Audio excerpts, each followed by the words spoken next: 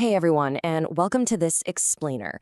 Look, if you're a university-level literature, media, or sociology student staring down a completely daunting syllabus right now, wondering how you are ever going to wrap your head around postmodernism, don't worry, we're going to figure this out together. Today, we're diving into the ultimate academic study guide to really master Jean Baudrillard's core theories. By the time we wrap up this explainer, you are going to have a rock-solid grasp on one of the most famous and honestly most fascinating philosophical works of the late 20th century. Okay, let's dive straight into this. Here is our syllabus for today, and this structured breakdown is exactly what's going to help you conquer those essays. First, we'll meet Jean Baudrillard and look at his historical context. Second, we'll clearly define his core concepts. Third, we'll walk through the 4 stages of simulation. Fourth, we're going to apply the theory directly to media and reality. And finally, we'll wrap up with some quick exam revision. Right, so let's kick things off with the epigraph Baudrillard used to open his seminal 1981 text, Simulacra and Simulation. Quote, "The simulacrum is never that which conceals the truth. It is the truth which conceals that there is none. The simulacrum is true." Now, you might want to read that one again. It's a total mind-bending concept, but it's absolutely the bedrock of everything he's talking about. Basically, he's proposing that our modern representations and symbols aren't just hiding reality, they are actually hiding the terrifying fact that a foundational reality doesn't even exist anymore. All right, part 1. Meet Jean Baudrillard and context. Because to really understand this theory, we first have to understand the intellectual climate it was born into. Baudrillard argues that our relationship to the real actually eroded over time, progressing through a pretty clear historical timeline. Back in the pre-modern era, our symbols and images were faithful copies. Think of a beautiful painting of a landscape. He called that the first order.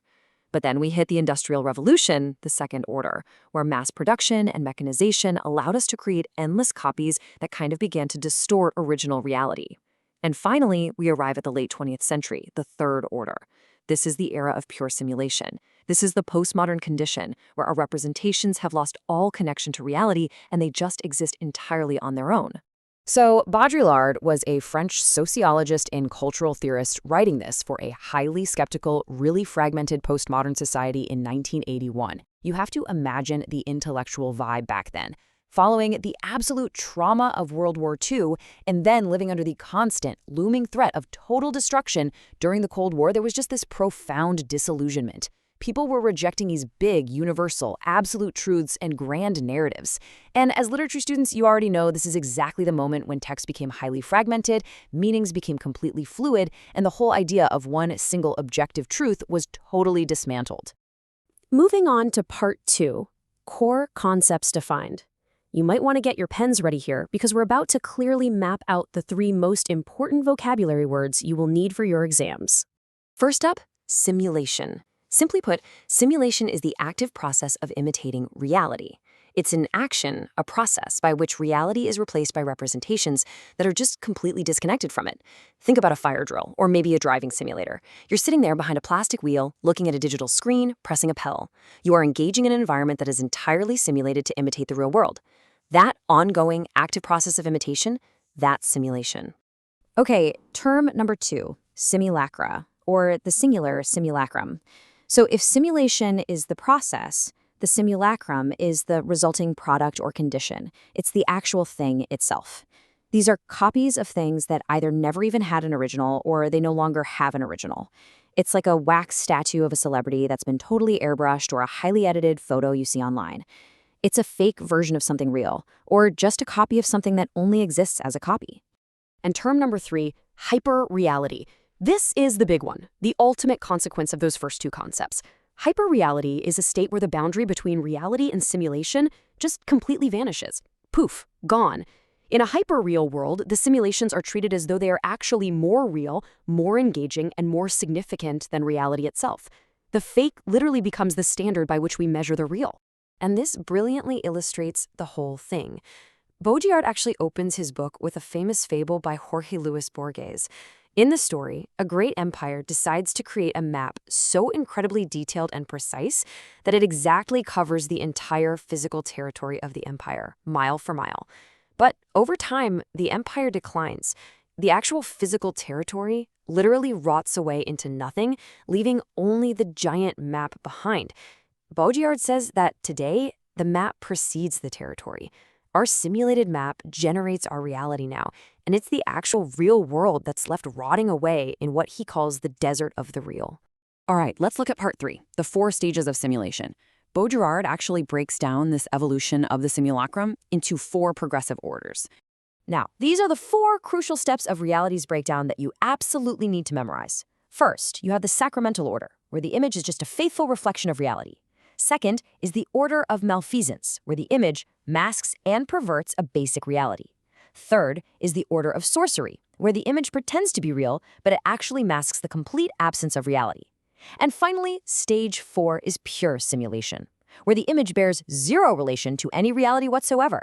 It is entirely its own pure simulacrum. Now, what's really interesting about this is how we can take all that heavy philosophy and anchor it into something super tangible for you. Let's use an egg metaphor. Stage 1, a faithful reflection. You take a normal photograph of a real physical egg. Stage 2, perversion. You crack that egg and fry it. Okay, it's still an egg, but its original reality has been permanently altered. Stage 3, illusion. You cook up an eggless omelet out of gram flour.